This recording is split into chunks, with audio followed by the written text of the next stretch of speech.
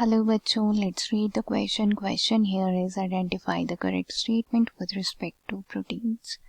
Options अगर हम देखें तो दिया गया है tertiary structure is necessary for proteins biological activity. Second है they are homopolymers.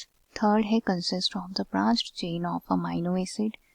Then fourth दिया गया है dietary proteins are the source of non-essential amino acids. तो चलिए स्टार्ट करेंगे यहाँ पे विद की कंसेप्ट जो कि हमारा क्लियरली बनता है प्रोटीन्स। प्रोटीन्स की अगर हम बात करें तो प्रोटीन्स जो हैं ये हमारे मिलके बनते हैं विद बिल्डिंग ब्लॉक्स जिन्हें हम अमाइनो एसिड्स कहते हैं। प्रोटीन्स जो हैं हमारी बॉडी के muscles, either bones, then skin, hair, virtually every जो अदर बॉडी पार्ट होता है वहाँ पे पाए जाते हैं। हमारी बॉडी में प्रोटीन्स जो हैं एंजाइम्स बनाते हैं जो कि एसिलरेट करते हैं केमिकल रिएक्शंस को।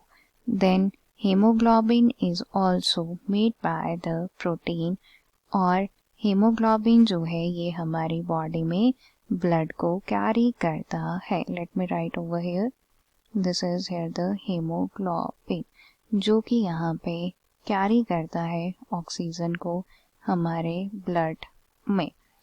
अब प्रोटीन का जो लेवल ऑफ ऑर्गेनाइजेशन है उसमें इंक्लूडेड होता है हमारा प्राइमरी स्ट्रक्चर, देन हमारे पास आता है सेकेंडरी प्रोटीन स्ट्रक्चर, देन हमारे पास यहाँ पे आता है टर्शरी प्रोटीन स्ट्रक्चर, देन आता है क्वार्टेनरी।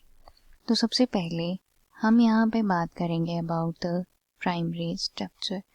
प्राइमरी स्ट्रक्चर जो है ये सीक्वेंस होता है अमाइनो एसिड के चेन का। This is here the primary structure. इस तरह का स्ट्रक्चर जो है जब हमें देखने को मिलता है तो हम कहते हैं ये हमारे पास प्राइमरी स्ट्रक्चर है and this is here the amino acid.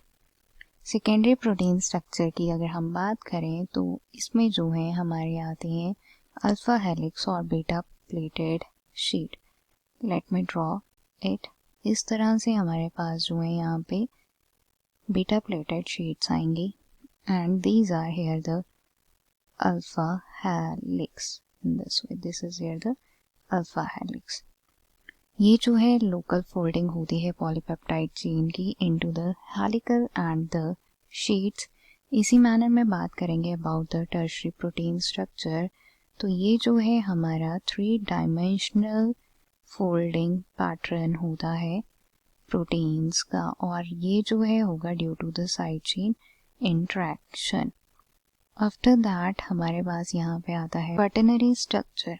क्वार्टेनरी structure की अगर हम बात करते हैं तो ये जो है कंसिस्ट होता है more than 1 amino acid chain. तो चलिए स्टार्ट करते हैं यहाँ पे फर्स्ट स्टेटमेंट से जो कि दिया गया है tertiary structure is necessary for the protein biological activity. तो ये जो हमारा ऑप्शन है वो यहाँ पे बिल्कुल सही है। हमने डिस्कस किया था टर्शरी जो हमारा स्ट्रक्चर है इसमें 3 डायमेंशनल फोल्डिंग पैटर्न होता है। मीन्स इनका जो स्ट्रक्चर है वो अमाइनो एसिड्स को पास लेके आएगा एंड अल्टीमेटली यहाँ पे फॉर्म होंगी active sites of proteins, therefore enzymes.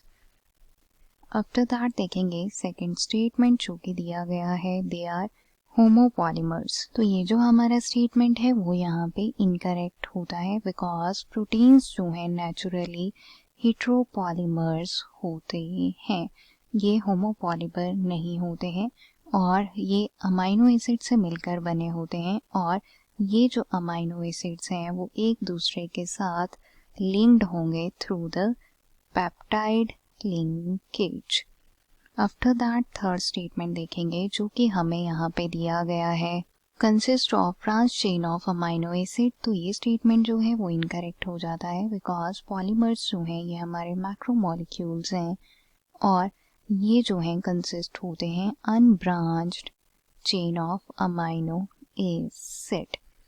Last statement है dietary proteins are the source of non essential amino acid. तो स्टेटमेंट डायरेक्टली गलत है because proteins are the source of essential amino acid. तो हमारे पास जो यहाँ पे करेक्ट आंसर होगा वो क्लियरली स्टेटमेंट फर्स्ट है और रिमेनिंग ऑप्शंस जो हैं वो रॉन्ग ऑप्शंस दिए गए हैं। I hope you understood it well. Best of luck.